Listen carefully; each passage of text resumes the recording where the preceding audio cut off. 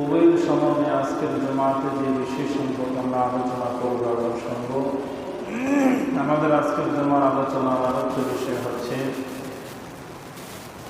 বন্ধুত্ব ও শত্রুতার নীতিমালা। বন্ধুত্ব ও শত্রুতার শাওয়াল মাসের প্রথম জমাতে আলোচ্য বিষয় হওয়ার কারণ কি? কারণ হলো আল্লাহ রব্বুল আলামিন পবিত্র মাহে রমাদানের চাঁদ যেদিন উদিত হল, ওই দিন মানুষের প্রকাশ্য এবং গোপন সবচেয়ে বড় যে শত্রু শয়তান, তাকে শ্রীগল দিয়ে হাত পাও বাঁধাই করে সমুদ্রের মধ্যে নিক্ষেপ করে দিয়েছিলেন। আবার যখন শাওয়াল মাসের চাঁদ উদিত হল, সে শয়তানকে আল্লাহ মুক্ত করে দিল। একটি মাস আদম সন্তানকে আল্লাহ তাআলা প্রধান শত্রু থেকে হেফাজত করছেন। প্রধান শত্রুকে আল্লাহ তাআলা আবদ্ধ করে আমাদেরকে আল্লাহর বিধান সুন্দরভাবে পালন করার সুযোগ দিয়েছেন। আবারও আল্লাহ তাআলা শয়তানকে আগের নিয়ে ছেড়ে দিয়েছেন, আমাদেরকেও আগের মতো আবারও নিজের স্বাধীনতা প্রদান করছেন। এক মাস শয়তান বন্দী হওয়াতে কি পরিমাণ ইবাদত বন্দিকে আমরা করলাম, কি পরিমাণ নিজেদেরকে ভালো বানাইতে পারলাম। আবারও সেই প্রকাশ্য প্রধান শত্রুকে যদি ছেড়ে দেই, এরপর আমি আবারও দেখি আমার এই বান্দা, আমার এই বান্দিগুলো তার থেকে নিজেকে কি পরিমাণ বাঁচিয়ে রাখি। প্রধান শত্রুকে যে আমি বাধাই করে রেখেছিলাম, তখন স্বাচ্ছন্দ্য নয় যেভাবে তারা ইবাদত করছে, এখনও শয়তান থেকে নিজেকে বাঁচাইয়া সেভাবে ইবাদত বন্দিগি করে কিনা, নাকি তারা তাদের প্রধান শত্রু শয়তানের সাথে বন্ধুত্ব করেই তাদের এই দুনিয়ার জীবন নিজের মতো করেই তারা সাজিয়ে নেয়। এটা আমি দেখব। এজন্যই আল্লাহ বলছেন যে মাহে রমাদানের পরে শয়তানকে ছেড়ে দিয়েছে। এখন বন্ধুত্ব শত্রুতার নীতিমালা, এটা যদি তোমরা জেনে না, তাহলে শয়তান থেকে নিজেদের বাঁচাটা আরো অনেক সহজ হবে। তার কারণ শয়তান তো আমি মুক্ত করে দিচ্ছি। এখন তোমাদের প্রকাশ্য শত্রু সদা সর্বদাই তোমাদের আশেপাশে ঘুরতেছে, তোমাদেরকে ঘায়েল করার জন্য তার যত ধরনের ফাঁদ আছে সব সে বিস্তার করে রাখছে। শয়তান মানুষকে একটি আর দুটি ফোন দিতে ঘায়েল করে। হাদিসে পাকের মাঝে আল্লাহর হাবিব সাল্লাল্লাহু আলাইহি ওয়াসাল্লাম বলেন, ৬,০০০ নেক সূরাতে শয়তান মানুষকে তার প্রতি আকৃষ্ট করে। নাউযুবিল্লাহ। কয় হাজার? ৬,০০০। একটা আর দুইটা না, ১,০০০ আর ২,০০০ না, ৬,০০০। আবারও একটু কোনোটা মন্দ না, ভালো। মন্দ সূরাতে না, ভালো সূরাতে শয়তান মানুষকে ৬,০০০ নেক সূরাতে ধোঁকা দেয়। তো এই শয়তানের কঠিন ফাঁদ থেকে বাঁচা আমাদের জন্য বিশাল বড় এক যুদ্ধ। নিজ নফসকে নিয়ন্ত্রণ করা, শয়তানের কুমন্ত্রণা কুপ্রবঞ্চনা থেকে নিজেদেরকে হেফাজত করা, এটা নিজ নফসের সাথে বিশাল বড় যুদ্ধ। এই জন্য আল্লাহ পাক রব্বুল আলামিন আমাদেরকে বলছেন, শয়তান মানুষের চির শত্রু। শয়তানের কাজ হলো মানুষকে জাহান্নামের দিকে রাখা। শয়তান তার বাহিনী আমাদের হলো কি? শত্রু। এর বিপরীত আল্লাহ এবং তার রাসূল মুমিন পরহেজগার যারা, তারা হলেন আমাদের সবচেয়ে বড় আপন বন্ধু। শয়তান এবং শয়তানের বাহিনী যারা, তারা হলো আমাদের কি? শত্রু। তার বিপরীত আল্লাহ এবং তার রাসূল মুমিন পরহেজগার, তারা হলো আমাদের পরম বন্ধু। আমরা শত্রু থেকে অবশ্যই নিজেকে সর্বসময় সতর্ক রাখার জন্য আপ্রাণ চেষ্টা করি। যারা পরম বন্ধু, তাদের সাথে বন্ধুত্ব রাখার জন্য আপ্রাণ চেষ্টা করি। শত্রুর সাথে আমার কোনো আপোষ নাই, আর আমার বন্ধুর সাথে কোনো দুশ্মনী নেই। এটা সব সময় আমরা মাথা রেখেই চলি। এখন আল্লাহ বলেন, আমি তো তোমাদেরকে বলে দিলাম শয়তান তোমাদের চির প্রকাশ্য শত্রু। এখন তোমরা তার সাথে বন্ধুত্ব করবা, না তোমরা তার সাথে দুশ্মনী করো। শয়তানের সাথে তোমাদের বন্ধুত্ব হবে না, তার সাথে হবে তোমাদের কি দুশ্মনী। তার সাথে কি দুশ্মনী? আল্লাহ যা বলছেন তাই পালন করব, আর যা নফস এবং শয়তান আমাদেরকে ত্বরান্বিত করে করার জন্য তা থেকে বিরত থাকবে।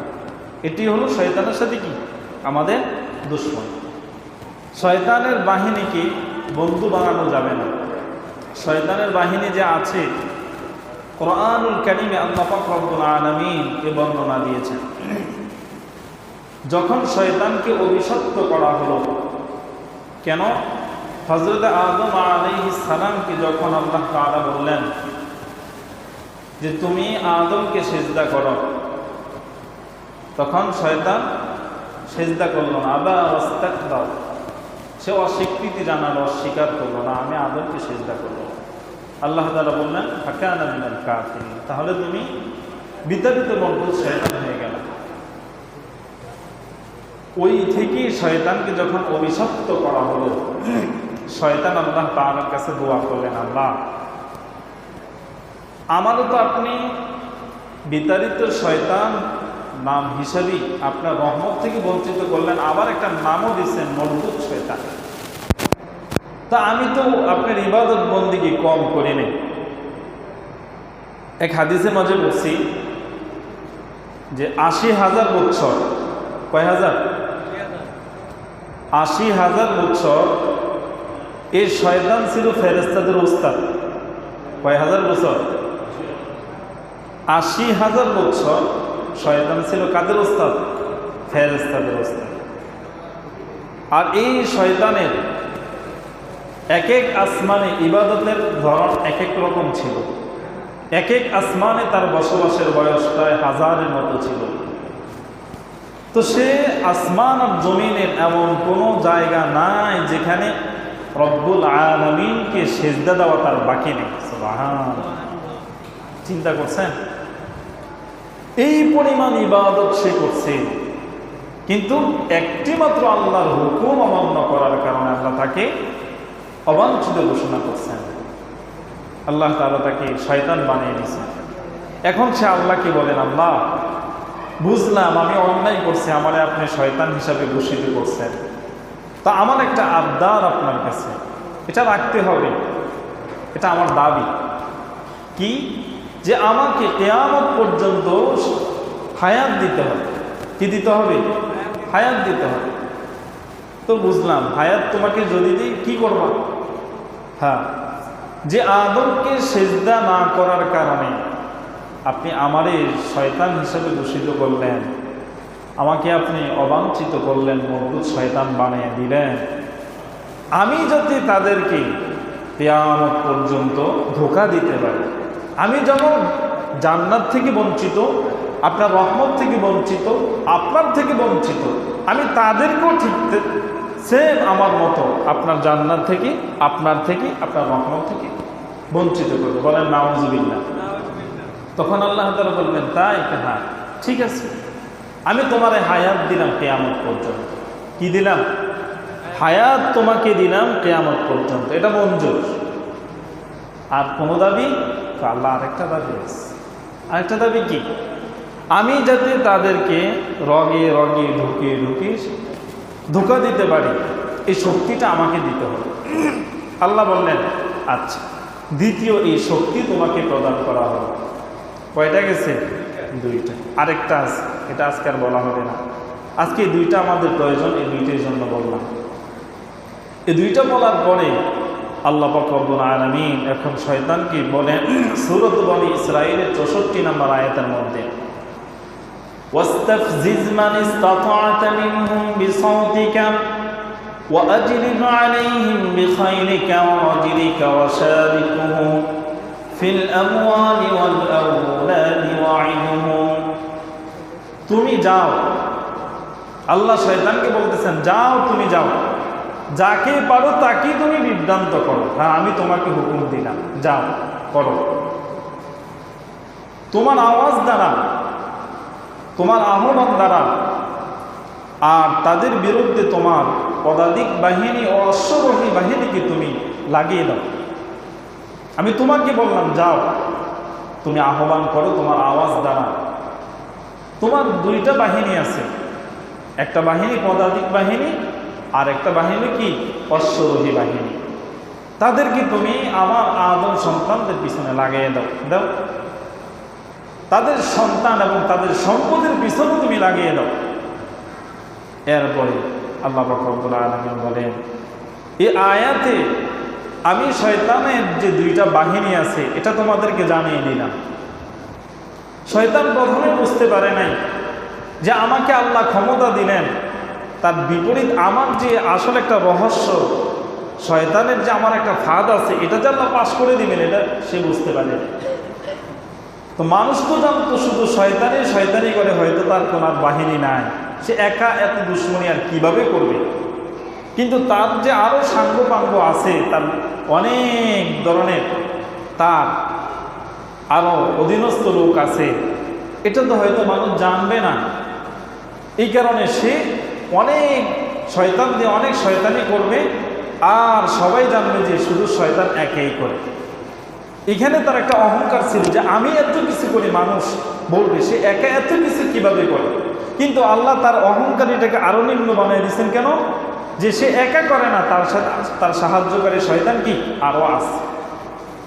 এরপর আল্লাহ তাআলা বলেন যে এই কথাটাকে আরো সুন্দর বিস্তারিতভাবে, অশ্বরোহী বাহিনী কাদেরকে ধোঁকা দেয়, পদাতিক বাহিনী কাদেরকে ধোঁকা দেয়।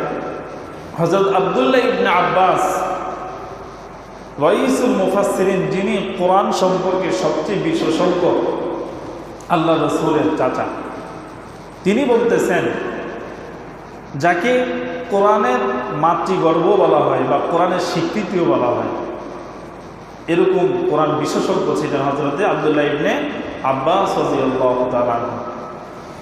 তিনি তার তাফসীরি কিতাবে লিখছেন, মুসলমানদের বিরুদ্ধে, কাদের বিরুদ্ধে? মুসলমানদের বিরুদ্ধে কাফেরদের পক্ষে যারা লড়াই করে তারা হলো শয়তানের বাহিনী। তারা শয়তানের কি বাহিনী। মুসলমানদের বিরুদ্ধে কাফেরদের পক্ষে যারা দুশ্মনী করে, লড়াই করে, আর হলো শয়তানের কি বাহিনী। আর পাপের পথে যে দ্রুত অগ্রগামী হয়, দ্রুত সামনে পথ চলে পাপের ক্ষেত্রে, এরা হলো শয়তানের অশ্বরোহী বাহিনী। এরা শয়তানের কি বাহিনী? অশ্বরোহী বাহিনী। আর যারা আস্তে আস্তে আস্তে আস্তে পাপের দিকে অগ্রসর হয়, এরা হলো শয়তানের পদাতিক বাহিনী। কি বাহিনী? এখানে কি বললেন? এক নাম্বার, যারা মুসলমানদের বিরুদ্ধে কাফেরদের পক্ষে লড়াই করে, এরা হলো কি শয়তানের বাহিনী। দ্বিতীয়, যারা দ্রুত পাপের দিকে অগ্রগামী হয়, তারা হলো শয়তানের অশ্বরোহী বাহিনী। যারা পাপের দিকে আস্তে আস্তে আস্তে অগ্রসর হয়, তারা হলো শয়তানের কি পদাতিক বাহিনী। গ্রুপ কয়টা হলো? তিনটা হলো। এখন শয়তান তার বাহিনী সম্পর্কে যখন জানতে পারলো যে আসলে তো শয়তান আমাদের বানাইছে ঠিক, আমার আরো অধীনস্থ আছে, আমি তাদেরকে নিয়ে টিকে থাকতে হবে, তো আমি তো মোটামুটি একটু পাওয়ারফুল, আমি একজন নেতা, আল্লাহ আমার বানাইছে, মোটামুটি খারাপ না, নেতা হইছে। এখন আল্লাহ তাআলা বলেন, তোমার যে নেতা বানাইছি, তুমি কি কি আকাম করবা এটাও আমার বান্দাদেরকে আমি জানাই দিই। কোনো ডাকাত যদি পৃথিবীতে ডাকাতি করে, কোনো চোর যদি কোনো বাড়িতে চুরি করে, অগ্রিম কোনো সংবাদ দেয়? যদি অগ্রিম সংবাদ দেয়, সে ডাকাতি আর করতে পারবে না, চোর আর চুরি করতে পারবে না। আল্লাহ তাআলা প্রধান শত্রু ঘোষণা করে, প্রধান শত্রু কি কি অপকর্ম আছে এগুলো ফাঁস করে দিচ্ছেন। সুবহানাল্লাহ বলবেন না? যাতে জানার পর আমরা যখন এগুলোর সম্মুখীন হই, এতটুক অনুভূতি, চেতনা শক্তি আমাদের মধ্যে আসে, হ্যাঁ এটা তো একজন আল্লাহর বান্দার কাজ না, একজন রাসূলের উম্মতের কাজ না, এটা হলো শয়তানের কাজ, এটা আমাকে করা যাবে না। এই জন্য আল্লাহ এগুলো কি গোপন রাখেন নাই, প্রকাশ করে দিয়েছেন। এখন আল্লাহ তাআলা সূরাতুল ফাতিরের 6 নম্বর আয়াতের মাঝে বলেন, ইন্নামা ইয়াদউ হিজবাহু লিয়াকুনু মিন আসহাবিস সাঈদ। শয়তান তোমাদেরকে জাহান্নামের দিকে রাখতে থাকবে। কাজে শয়তান তার বাহিনীদেরকে তোমরা যদি বন্ধু বানিয়ে নাও, তাদের সাথে ভালো সম্পর্ক করে নাও, এতে করে তোমার জান্নাতে যাওয়া যাবে না, তোমাকে অবশ্যই জাহান্নামে যেতে হবে। আল্লাহ বললেন যে হ্যাঁ, তার কাজ হলো জাহান্নামের দিকে রাখা, জান্নাতের রাস্তা ভুলিয়ে দেওয়া, ভালো কাজে বাধা প্রদান করা, মন্দ কাজ তোমার সামনে সুসজ্জিত করে তোলা। তার কারণ এই কাজটা যদি মন্দ হয়, খারাপ হয়, প্রথমত যত জঘন্যতম মানুষই হোক না কেন, প্রকাশ্যে খারাপ কাজ সহজে করতে চায় না। হ্যাঁ, এটা খারাপ কাজ, কিন্তু এটাকে যখন সুসজ্জিত সুন্দর আকারে উপস্থাপন করা হয়, তখন কোনো ভালো মানুষই ধোঁকা পড়ে এই মন্দ কাজ করে। তার কারণ এটা যে একটা খারাপ নিম্ন কাজ, গুনার কাজ, এটা প্রথমে সে বুঝে না। কেন? শয়তান এই খারাপ কাজটাকে এত সুন্দর করে সাজাইছে, এ সাজানোর দ্বারা বোঝা গেছে কি মনে হয় একটু ভালোই। দেখেন, শয়তান ছাড়া পাইছে, ঈদের চাঁদ উদিত হয়েছে, পোলাপানে ডিজে পার্টি শুরু করে দিচ্ছে। রমজানের 30 দিন গান বাদ্য কোথাও চলছে না, কিন্তু ঈদের চাঁদ মাত্র উদয় হলো, এই পোলাপানের ডিজে পার্টি শুরু হয়ে গেছে। না আমরা মুরব্বীরা কিছু বলি, না এই পোলাপানের আবেগের জায়গায় বিবেক কাজ করে, কেউ কিছু বলে না। যদি কোনো মুরব্বীকে একটু বলছি যে ভাই আপনি তো সমাজের মুরব্বী, যদি একটু বলেন হয়তো বন্ধ করে দিন। আরে হুজুর আপনি বুঝেন না, একটুই তো, আজকে রাত্রেটাই তো ঈদ একটা ভাব, এটা বুঝতে হইব না? আমারও বুঝা ইমাম সাহেব, ঈদ ভাব এটাকে বুঝতে হইব তো, আপনি বুঝেন না? একজন মুরব্বী যদি একজন ইমাম সাহেবকে বুঝ দেয়, তো এই মুরব্বী সমাজের যুবক যারা আছে তাদেরকে কি সবক দিতে পারে? যে এটা তো লাগাইছ, এটার লগে আরো কিছু লই গেল, চান বা চানের মতো কর, ঠিক না? হায় আফসোস, আমাদের পোড়া কপাল, আমাদের দুর্ভাগা, দুর্নসিব। কিছুক্ষণ পরে একই রাস্তা দিয়ে আবারও যখন ফিরে আসি, মুরব্বীরে মাশাআল্লাহ দেখি চেয়ারে বসে আছে, ওই বাচ্চারা ইচ্ছা মতো সব করতেছে, উনি উপভোগ করতেছে। তার মানে বোঝা গেছে কি উনি তাদের কাতারে। নাউজুবিল্লাহ বলবেন না? তাহলে আমাদের মুরব্বীর যদি এই দশা হয়, আমাদের যুবক শ্রেণীর অবস্থা কি হবে? এজন্য আল্লাহ বলছেন, আমি কিন্তু চাঁদ উদয় হওয়ার সাথে সাথে ছেড়ে দিছি। ছেড়ে দেওয়ার সাথে সাথেই প্রমাণিত হয়েছে যে 1 মাস ধরে এই শয়তান থেকে কারা বিরত ছিল আর কারা শয়তানের পক্ষে ছিল।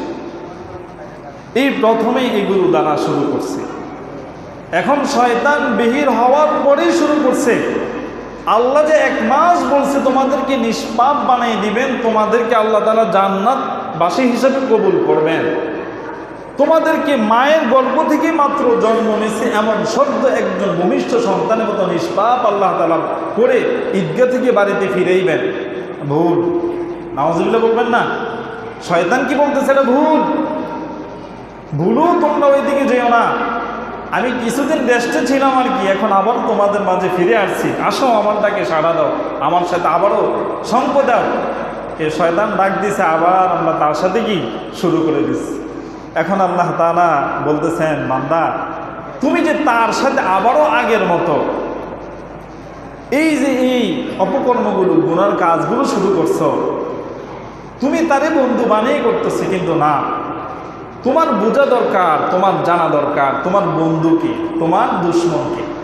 আল্লাহ তাআলা সূরা আলে ইমরানের 28 নম্বর আয়াতের মাঝে বলেন, লা ইয়াত্তাখিযুল মুমিনুনাল কাফিরিনা আউলিয়া মিন দুনিল মুমিনিন ওয়া মান ইয়াফআল যালিকা ফালাইসা মিনাল্লাহি ফি শাইইন ইল্লা আন তাত্তাকু মিনহুম তুকা। মুসলমানরা, মুমিন মুসলমানদেরকে বাদ দিয়ে অমুসলিমকে বন্ধু বানানো যাবে না। আল্লাহ তাআলা বলতেছেন, মুসলমানদেরকে বাদ দিয়া অমুসলিম বিধর্মী কাউকে তুমি বন্ধু বানাতে পারবে না।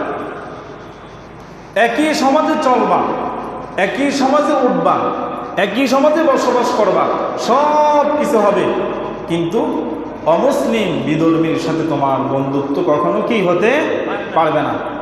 তার কারণ তোমার বন্ধুত্ব একমাত্র হবে আল্লাহর সাথে, তোমার বন্ধুত্ব হবে একমাত্র আল্লাহ রসুলের সাথে, তোমার বন্ধুত্ব একমাত্র হবে তোমার মুসলিম মুমিন ফরহেজগার বান্দা আর বান্দি তোমার ভাই বোনের সাথে। এই ব্যতীত অন্য কোনো বিধর্মীর সাথে, অন্য কোনো বিধর্মী কালচারের সাথে তোমার বন্ধুত্ব অথবা বন্ধুত্বের ভাবভঙ্গি কোনোটাই যেতে পারে না। যদি যাও তাহলে সুনিশ্চিত আমি তোমাকে বললাম তুমি আমার বান্দা নহে। নাউজুবিল্লাহ, নাউজুবিল্লাহ বলবেন না? তো যে আল্লাহ আমাকে বানাইলেন, যে আল্লাহ আমার সৃষ্টিকর্তা, আমার রিজিক দাতা, আমার হায়াত দাতা, আমার মৌত দাতা, আমার সম্মানের মালিক, অপমানের মালিক, ক্ষমতার মালিক, সব কিছু দেনওয়ালা যিনি আমার মালিক, তিনি যদি বলেন যে তুমি আমার নহে, এর চাইতে বড় দুঃখ, এর চাইতে বদনসিব আর কি হতে পারে? আল্লাহ যদি বলে তুমি আমার না, একটা সন্তানকে বাবা মা যদি বলে তুই আমার সন্তান না, না না তুই আমার সন্তান না, দূর হ, আমার এই ঘর থেকে বের হ, আমার পরিচয় দেওয়া তোর প্রয়োজন নাই, তুই এতটা জঘন্য হয়েছিস আমার আগে জানা ছিল না, না না আমার নাম কোথাও বলবি না, বের হ। এটা একজন বাবা মা কখন বলে? সন্তান যখন জঘন্যতম কোনো অন্যায় করে তখন বাবা মা সহ্য করতে না পেরে অবশেষে এই কথা বলে, সন্তানকে ঘর থেকে বিতাড়িত করে। কথা ঠিক না ব্যাঠিক? ঠিক আল্লাহ তাআলাও আমার এই কর্ম দেখা এতটা দুঃখ পাইছেন, এতটা আল্লাহ তাআলা মর্মাহত হয়েছেন, এটা আল্লাহ সহ্য করেন না। তখন আল্লাহ বলে বান্দারে আমি বলছি তুমি আমার নয়, তাহলে আমি কার? প্রশ্ন করেন, আল্লাহ যদি আমার না হয়, আমি আল্লাহ না হয়, তাহলে আমি কার? আমি অবশেষে কার কাছে যাব? সুম্মা ইলাইনা তুরজাউন, অবশেষে আমি আল্লাহর দিকে ফিরে যাব। কেউ আমার ছিল না যেদিন, সেদিন আল্লাহ আমার ছিল।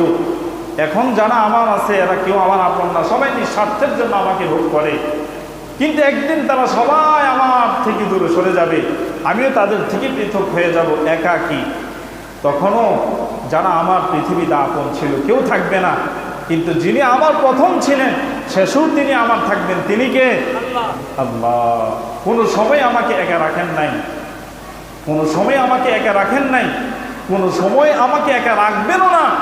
যিনি এই ওয়াদা দিচ্ছেন সে আল্লাহ যদি বলেন তুমি আমার না, এর চাইতে বড় দুঃখ কি? চিন্তা করছেন কত বড় জঘন্য পাপ করলে আল্লাহ তাআলা আমাদেরকে এই কথা বলেন।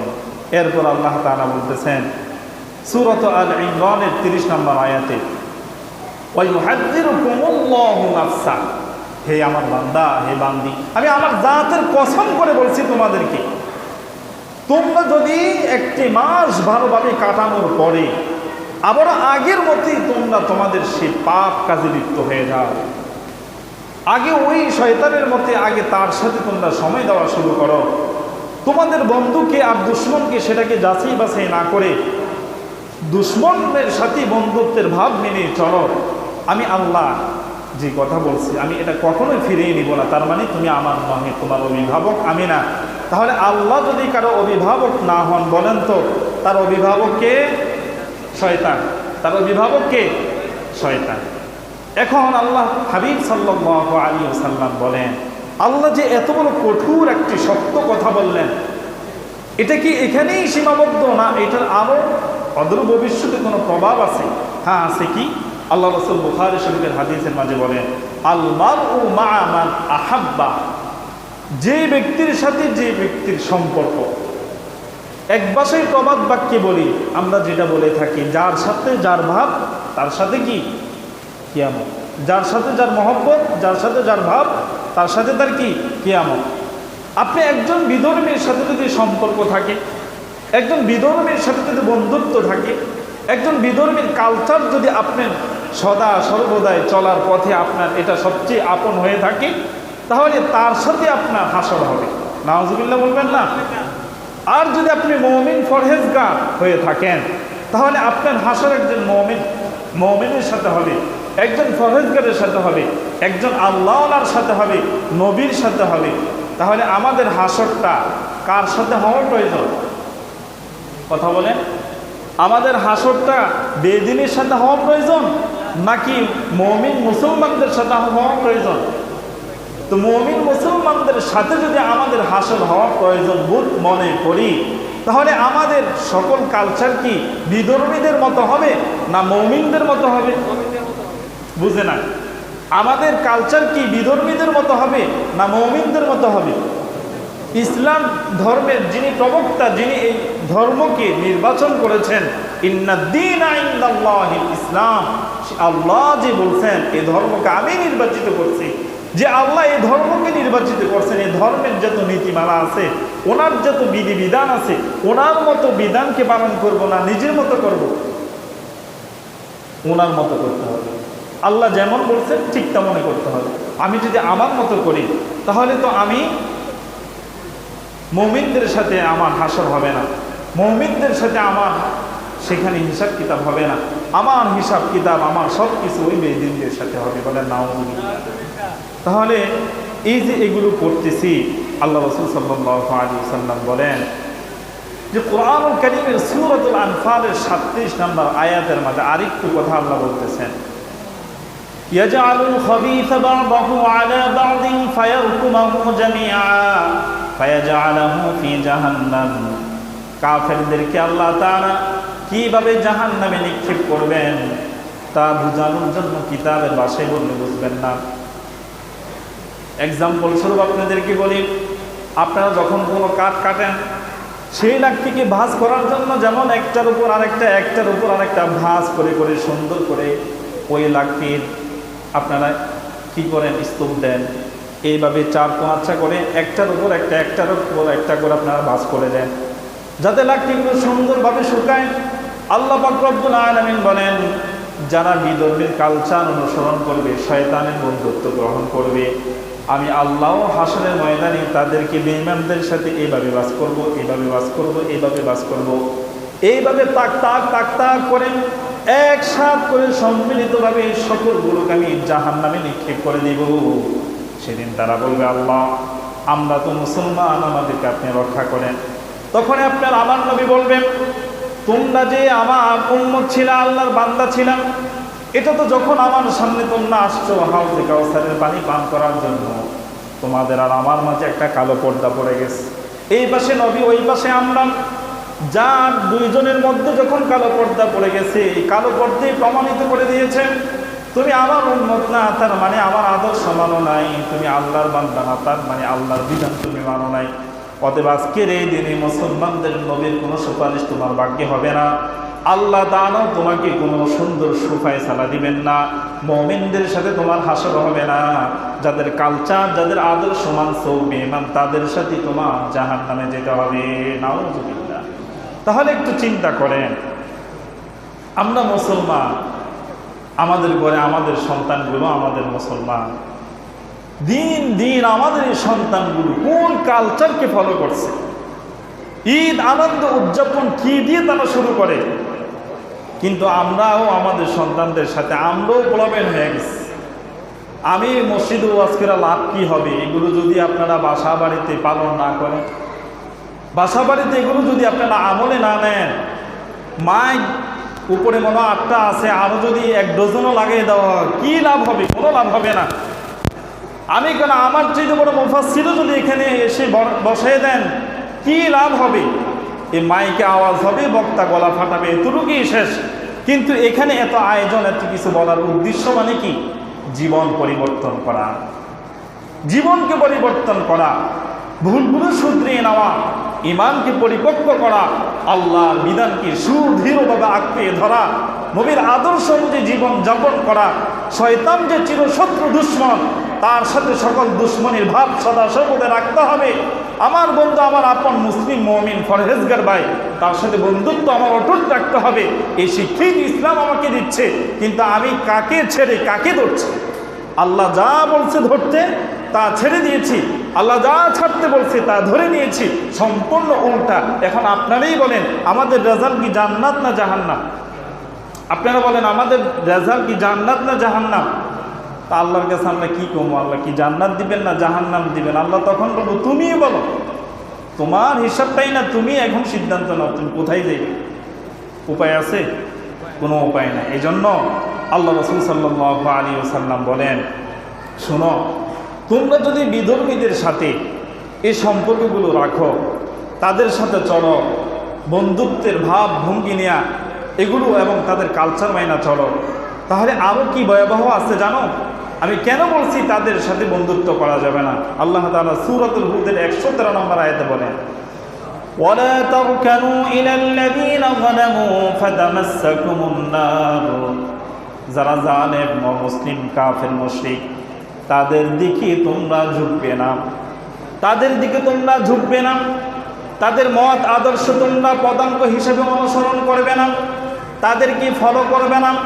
তার কারণ তারা যে পথে চলে, যেই পথে হাঁটে, এটা মুমিন, মুত্তাকি, পরহেজগার, মুমিন কোনো ইমানদারের কাজ না। এটা আল্লাহ পছন্দ করেন না, নবী পছন্দ করেন না। অতএব যে রাস্তা আল্লাহ এবং তার রাসূল পছন্দ করেন না, কোনো মুমিন, মুত্তাকি, পরহেজগার বান্দা বান্দি পছন্দ করে না, ওই রাস্তায় যদি তুমি যাও তাহলে তোমার অ্যাক্সিডেন্ট কি হবে? আল্লাহ তাআলা বলতেছেন, তার সাথে চলতে চলতে চলতে চলতে এক পর্যায়ে দেখবা তোমার ঈমান নাই, আর যার ঈমান নাই বিনা হিসাবে জাহান্নাম, নাউযুবিল্লাহ। আল্লাহ নিষেধ করার কারণ কি বুঝছেন এখন? সর্বশেষ আল্লাহ বলে, বান্দা আরেকটা কথা তোমার বইলা দিই, শয়তানের সাথে দুশ্মনী কেন রাখবা, মুমিনের সাথে বন্ধুত্বের সম্পর্ক কেন রাখবা? একটু শোনো। আল্লাহ তাআলা সূরাতুল মাঈদার ৫৫ নম্বর আয়াতে বলেন, ইন্নামা ওয়ালিয়্যুকুমুল্লাহু ওয়া রাসূলুহু ওয়াল্লাযীনা আমানুল্লাযীনা ইউকীমুনাস সালাতা ওয়া ইউতুনাজ যাকাতা ওয়া হুম রাকিউন। নিশ্চয়ই তুমি এই কথা শিরোধার্যভাবে তোমার হৃদয়ে গেঁথে নাও, তোমার একমাত্র সবচেয়ে বড় পরম আপন আর বন্ধু যদি থাকে, একজনই, কণ্ঠের আওয়াজ ছেড়ে দিয়ে উচ্চ আওয়াজে বলেন, কে? আল্লাহ। আল্লাহু দ্বিতীয় নম্বর, রাসূল, একমাত্র আমার রাসূল তোমাদের পরম বন্ধু। কেন আল্লাহ তাআলা কথা বলছেন? যে তোমার মা তোমার জন্য কাঁদবে না, তোমার বাবা তোমার জন্য কাঁদবে না, তোমার ভাই বোন, আপন বন্ধু বান্ধব কেউ তোমার জন্য সেদিন হিতাকাঙ্ক্ষী হবে না।